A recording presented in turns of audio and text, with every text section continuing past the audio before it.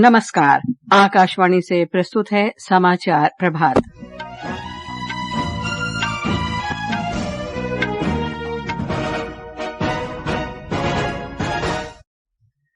प्रधानमंत्री नरेंद्र मोदी आज महाराष्ट्र में 11,200 करोड़ रुपए से अधिक की परियोजनाओं का लोकार्पण करेंगे। प्रधानमंत्री आज सुबह 11 बजे आकाशवाणी पर मन की बात कार्यक्रम में अपने विचार साझा करेंगे। जम्मू कश्मीर में विधानसभा चुनाव के तीसरे और अंतिम चरण के लिए प्रचार आज शाम समाप्त होगा। बिहार में कोसी और गंडक बैराज से भारी मात्रा में पानी छोड़े जाने के बाद राज्य के 13 जिलों में बाढ़ का हाई अलर्ट जारी किया गया। विदेश मंत्री सुब्रमण्यम जयशंकर ने कहा, पाकिस्तान की सीमा पार आतंकवाद की नीति कभी सफल नहीं होगी और इसके परिणाम निश्चित रूप से मिलेंगे। और गुलवीर सिंह ने जापान में वर्ल्ड एथलेटिक्स कॉन्टिनेंटल टूर में 5,000 मीटर दौड़ जीती। समाचार प्रभात के साथ मैं लवली निगम।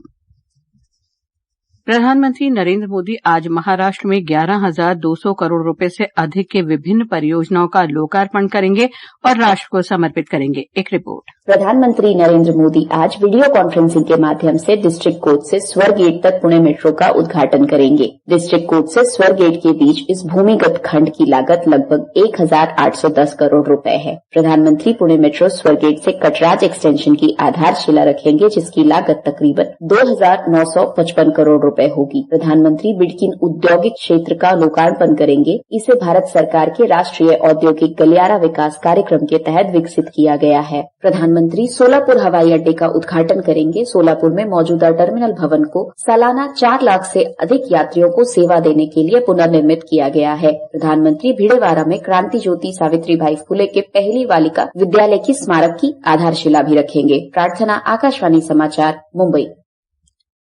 प्रधानमंत्री आज सुबह 11 बजे आकाशवाणी पर मन की बात कार्यक्रम में देशवासियों के साथ अपने विचार साझा करेंगे। ये मन की बात कार्यक्रम की 114वीं कड़ी होगी। कार्यक्रम आकाशवाणी और दूरदर्शन के सभी नेटवर्क, आकाशवाणी समाचार वेबसाइट और news on AIR mobile app पर प्रसारित किया जाएगा। इसे आकाशवाणी समाचार, DD न्यूज, PMO और सूचना तथा प्रसारण मंत्रालय के YouTube चैनलों पर भी प्रसारित किया जाएगा। हिंदी प्रसारण के तुरंत बाद आकाशवाणी क्षेत्रीय भाषाओं में इसे प्रसारित करेगा। जम्मू कश्मीर में विधानसभा चुनाव के तीसरे और अंतिम चरण का प्रचार आज शाम समाप्त हो जाएगा। इस चरण में मंगलवार को 40 सीटों पर वोट डाले जाएंगे। भाजपा के वरिष्ठ नेता और प्रधानमंत्री नरेंद्र मोदी ने कल जम्मू में एक जनसभा में कहा कि जम्मू कश्मीर के लोग अपने बच्चों के बेहतर भविष्य के लिए शांति चाहते हैं। उन्होंने कहा कि पिछले 2 चरण में भारी मतदान इसका प्रमाण है। उन्होंने कहा कि केंद्र सरकार ने पिछले 10 वर्ष में जम्मू का तेजी से विकास किया है। पूर्व मुख्यमंत्री और डेमोक्रेटिक प्रोग्रेसिव आजाद पार्टी के अध्यक्ष गुलाम नबी आजाद ने जम्मू में अनुच्छेद 370 के मुद्दे पर नेशनल कॉन्फ्रेंस और कांग्रेस पर निशाना साधा।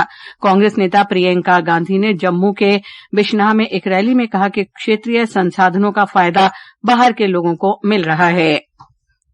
इस चरण में बांदीपुरा एक महत्वपूर्ण विधानसभा क्षेत्र है। एक रिपोर्ट। बांडीपुरा उत्तरी कश्मीर का एक प्रमुख विधानसभा क्षेत्र है, जहां एक महिला प्रत्याशी सहित 19 प्रत्याशी चुनावी मैदान में हैं, जिनके बागी का फैसला 1 अक्टूबर को तीसरे चरण में होगा। चुनाव प्रचार जोरों पे है और प्रत्याशी अधिक से अधिक मतदाताओं को लुभाने में कोई कसर नहीं छोड़ रहे हैं। चुनाव आयोग ने इस क्षेत्र में 144 मतदान केंद्र स्थापित किए हैं, जिनमें से 5 पिंक मतदान केंद्र भी हैं, जिनका प्रबंध पूरी तरह से महिला मतदान कर्मचारियों द्वारा किया जाएगा। प्रत्येक मतदान केंद्र पर सभी आवश्यक सुविधाएं सुनिश्चित की गई हैं। प्रशासन द्वारा मतदाताओं को अपने मताधिकार का प्रयोग करने के लिए स्वीप के तहत जागरूकता कार्यक्रम भी चलाए जा रहे हैं, ताकि इस क्षेत्र में एक अच्छा मतदान प्रतिशत दर्ज किया जाए। आकाशवाणी समाचार के लिए श्रीनगर से मैं सुनील कौल। इधर हरियाणा में एक ही चरण में 90 विधानसभा सीटों पर 5 अक्टूबर को मतदान होगा। भाजपा के वरिष्ठ नेता और प्रधानमंत्री नरेंद्र मोदी ने कल हरियाणा के हिसार में जन आशीर्वाद रैली को संबोधित किया। उन्होंने कहा कि जिस राज्य में कांग्रेस सत्ता में होती है, वहां स्थिरता नहीं हो सकती, क्योंकि वो झूठे वादे करती है, चुनाव के बाद उनसे पल्ला झाड़ लेती है। श्री मोदी ने कांग्रेस पर आरक्षण खत्म करने का भी आरोप लगाया।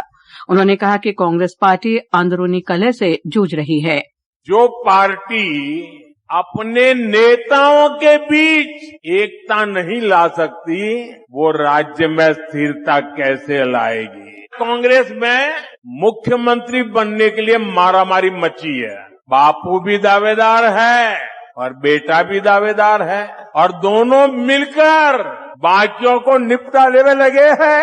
और ये सब देख करके हरियाणा के जागरूक नागरिक कांग्रेस को निपटाने में लग पड़े हैं। दोनों राज्यों में मतगणना 8 अक्टूबर को होगी। निर्वाचन आयोग ने महाराष्ट्र के सभी मतदाताओं से विधानसभा चुनाव में भारी संख्या में वोट डालने की अपील की है और लोकतंत्र के पर्व को सफल बनाने को कहा है। मुख्य निर्वाचन आयुक्त राजीव कुमार ने महाराष्ट्र की 2 दिन की यात्रा के बाद कल कहा कि आयोग का दल 11 राजनयिक दलों के प्रतिनिधियों से मिला। श्री कुमार ने बताया कि सभी दलों ने अपने अनुरोध पत्र आयोग को सौंपे। सभी पार्टीज ने ऑलमोस्ट पहले तो ये कहा कि दिवाली और देव दिवाली और छठ की फेस्टिविटीज हैं, काफी फेस्टिवल सीजन है आगे, तो उसको ध्यान में रखकर ही चुनावों की घोषणा डेट्स की जाए। उन्होंने ये भी कहा कि चुनावों की तारीख को सप्ताह के मध्य में रखा जाए ताकि शहर के लोग छुट्टियों को आपस में मिला के इधर उधर जाने की कोशिश न करें। ये समाचार आकाशवाणी से प्रसारित किए जा रहे हैं। समाचार प्रभात में आपका फिर स्वागत है। विदेश मंत्री सुब्रमण्यम जयशंकर ने कहा है कि पाकिस्तान की सीमा पार आतंकवाद की नीति कभी सफल नहीं होगी। न्यूयॉर्क में कल रात संयुक्त राष्ट्र महासभा के 79वें सत्र में उन्होंने कहा कि दोनों देशों के बीच जिन मुद्दों का समाधान किया जाना है उनमें भारतीय क्षेत्र को पाकिस्तान के अवैध कब्जे से मुक्त कराना और आतंकवाद के प्रति लंबे समय से चले आ रहे पाकिस्तान के लगाव को खत्म करना शामिल है। Pakistan's cross-border terrorism policy will never succeed, and it can have no expectation of impunity. On the contrary, actions will certainly have consequences. The issue to be resolved between us is now only the vacation of illegally occupied Indian territory by Pakistan, and of course the abandonment of Pakistan's long-standing attachment to terrorism. विदेश मंत्री ने कहा कि संयुक्त राष्ट्र द्वारा वैश्विक आतंकवादियों पर प्रतिबंध को राजनीतिक कारणों से बाधित नहीं किया जाना चाहिए। संयुक्त राष्ट्र महासचिव एंटोनियो गुटेरेश ने मध्य पूर्व में बढ़ती हिंसा पर चिंता व्यक्त की है।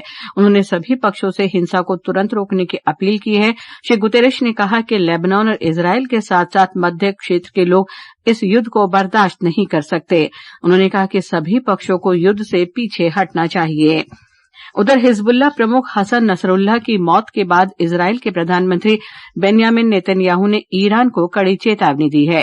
उन्होंने कहा कि जो भी इजरायल को निशाना बनाएगा उसे उसका परिणाम भुगतना होगा। उन्होंने कहा कि ईरान और मध्य पूर्व का कोई भी क्षेत्र इजरायल की पहुंच से दूर नहीं है। अमेरिकी राष्ट्रपति जो बाइडेन ने कहा कि हिजबुल्लाह प्रमुख की मौत से कई पीड़ितों को न्याय मिला है। राष्ट्रपति द्रौपदी मुर्मू ने तेलंगाना के सिकंदराबाद के राष्ट्रपति निलयम में कल पहले भारतीय कला महोत्सव का उद्घाटन किया। राष्ट्रपति ने कहा कि देश की समृद्ध संस्कृति को संरक्षित और बढ़ावा देने की हमारी सम्मिलित जिम्मेदारी है। उन्होंने कहा कि लोक नृत्य, संगीत, कला और पारंपरिक पोशाक जैसे पूर्वोत्तर राज्यों की सांस्कृतिक विविधता देश की विरासत है। पूर्वोत्तर की परंपराओं और प्रतिभाओं को आगे लाकर हम सब इन राज्यों के कारीगरों, कलाकारों और समुदायों को सशक्त कराने की दिशा में प्रयास कर रहे हैं। उनकी प्रतिभा को व्यापक स्तर पर लोगों तक पहुंचाने तथा उनके विकास के नए अवसर पैदा करने के लिए एक मंच भी प्रदान कर रहे हैं। नॉर्थ ईस्ट के लोग अपने अतिथि सत्कार, परिश्रम और उत्साह के लिए जाने जाते हैं। भाजपा अध्यक्ष और केंद्रीय मंत्री जेपी नड्डा ने देश भर में पार्टी को मजबूत करने के लक्ष्य के साथ तेलंगाना में एक व्यापक कार्य योजना तैयार की। कल शाम हैदराबाद में पार्टी के नेताओं से श्री नड्डा ने अगले 15 दिन के लिए राज्य के प्रत्येक शक्ति केंद्र और मंडल का दौरा करने के लिए कहा है, सुनिश्चित किया जा सके कि पार्टी लक्षित सदस्य तक पहुंच जाए। वाणिज्य और उद्योग मंत्री पीयूष गोयल ने कहा है कि केंद्र और उत्तर प्रदेश की डबल इंजन सरकार देश को वर्ष 2047 तक $35 ट्रिलियन की अर्थव्यवस्था तक पहुंचाएगी। ग्रेटर नोएडा में उत्तर प्रदेश अंतर्राष्ट्रीय व्यापार शो में उन्होंने कहा कि प्रधानमंत्री नरेंद्र मोदी के मार्गदर्शन से उत्तर प्रदेश को $1 ट्रिलियन की अर्थव्यवस्था तक पहुंचने में मदद मिलेगी। राष्ट्रीय अन्वेषण अभिकरण एनआईए ने प्रतिबंधित सीपीआई माओवादी के आतंकवादियों द्वारा सेना के जवान की हत्या के मामले में छत्तीसगढ़ में कई इलाकों की तलाशी ली है। एनआईए ने कल उत्तरी बस्तर जिले के कई गांवों में 11 संदिग्धों के कई ठिकानों पर छापेमारी की। इस दौरान airgun, mobile phone, laptop, hard disk और आपत्तिजनक नक्सली दस्तावेज जब्त किए गए। बिहार में कोसी और गंडक नदी के 2 बांधों से बड़ी मात्रा में पानी छोड़े जाने पर राज्य के निचले इलाके जलमग्न हो गए हैं। पिछले कुछ दिनों के दौरान नेपाल और उत्तरी बिहार में तेज बारिश हो रही है, जिसके चलते गंडक, कोसी, महानंदा और अन्य सहायक नदियां उफान पर हैं। इसे देखते हुए 13 जिलों में बाढ़ की चेतावनी जारी की गई है।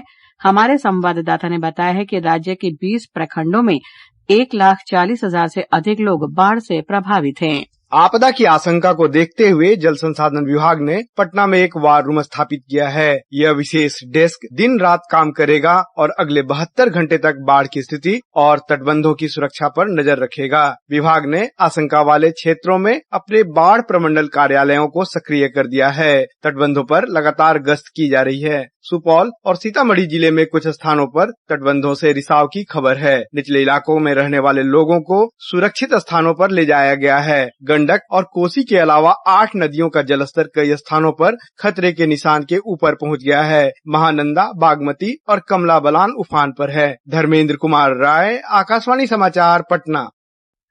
मौसम विभाग ने तमिलनाडु, कर्नाटक, लक्षद्वीप और केरल में आज तेज बारिश का अनुमान व्यक्त किया है। गोवा, मध्य प्रदेश, महाराष्ट्र, गुजरात और उत्तर प्रदेश में अगले 2 दिन वर्षा हो सकती है।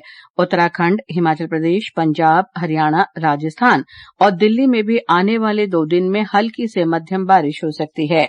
और अब खेल खबरों के साथ हैं मुकेश कुमार बल।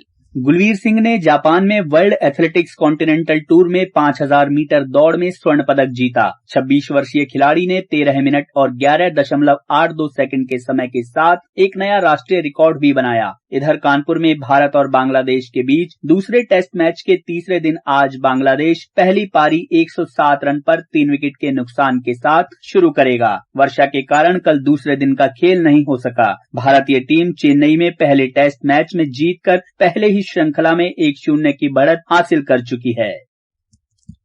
और अब आज के समाचार पत्रों की सुर्खियों के साथ हैं रवि कपूर। धन्यवाद लवलीन। इजरायली हवाई हमले में हिजबुल्लाह प्रमुख हसन नसरल्लाह के मारे जाने की खबर को जनसत्ता सहित सभी अखबारों ने प्रमुखता से दिया है। पत्र ने इजरायली सेना के हवाले से लिखा है, हसन नसरल्लाह अब दुनिया को और आतंकित नहीं कर पाएगा। संयुक्त राष्ट्र महासभा में विदेश मंत्री सुब्रमण्यम जयशंकर ने पाकिस्तान को सुनाई खरी खरी। हिंदुस्तान की पहली खबर है। पत्र की सुर्खी है, पाकिस्तान हमारी जमीन पर अवैध कब्जा खाली करे, आतंकवाद की सजा भी मिलेगी। डेगों के आतंक पर लगाम की तैयारी। नवभारत टाइम्स ने इसे प्रमुखता से देते हुए लिखा है, दिल्ली में टीके के तीसरे चरण का ट्रायल शुरू। 3 साल में 15% ही घटे कूड़े के पहाड़। दैनिक जागरण की खबर है। पत्र आगे लिखता है, कूड़ा निस्तारण के लिए गुजरात से सबक ले दिल्ली। राजस्थान पत्रिका ने जलवायु परिवर्तन शीर्षक से लिखा है कि मेघालय में चेरापूंजी के बाद मौसिन राम से भी पृथ्वी पर सबसे अधिक वर्षा वाले स्थान का दर्जा छिन सकता है। अब ये दर्जा अरुणाचल प्रदेश के कोलोरियांग को मिल सकता है। आज विश्व हृदय दिवस पर नवभारत टाइम्स ने एक आलेख में लिखा है, तनाव और धूम्रपान से दिल हो रहा बीमार। पत्र कहता है कि हृदय को स्वस्थ रखने के लिए खान पान, व्यायाम और तनाव को हावी न होने देना तथा अपने लाइफस्टाइल में परिवर्तन करने जैसी बातों पर ध्यान देना जरूरी है। और अंत में मुख्य समाचार एक बार फिर। प्रधानमंत्री नरेंद्र मोदी आज महाराष्ट्र में 11,200 करोड़ रुपए से अधिक की परियोजनाओं का लोकार्पण करेंगे। प्रधानमंत्री आज सुबह 11 बजे आकाशवाणी पर मन की बात कार्यक्रम में अपने विचार साझा करेंगे। जम्मू कश्मीर में विधानसभा चुनाव के तीसरे और अंतिम चरण के लिए प्रचार आज शाम समाप्त होगा। बिहार में कोसी और गंडक बैराज से भारी मात्रा में पानी छोड़े जाने के बाद राज्य में 13 जिलों में बाढ़ का हाई अलर्ट जारी किया गया। विदेश मंत्री सुब्रमण्यम जयशंकर ने कहा, पाकिस्तान की सीमा पार आतंकवाद की नीति कभी सफल नहीं होगी और इसके परिणाम निश्चित रूप से मिलेंगे। और गुलवीर सिंह ने जापान में वर्ल्ड एथलेटिक्स कॉन्टिनेंटल टूर में 5000 मीटर दौड़ जीती। इसके साथ ही समाचार प्रभात का ये अंक समाप्त हुआ। नमस्कार।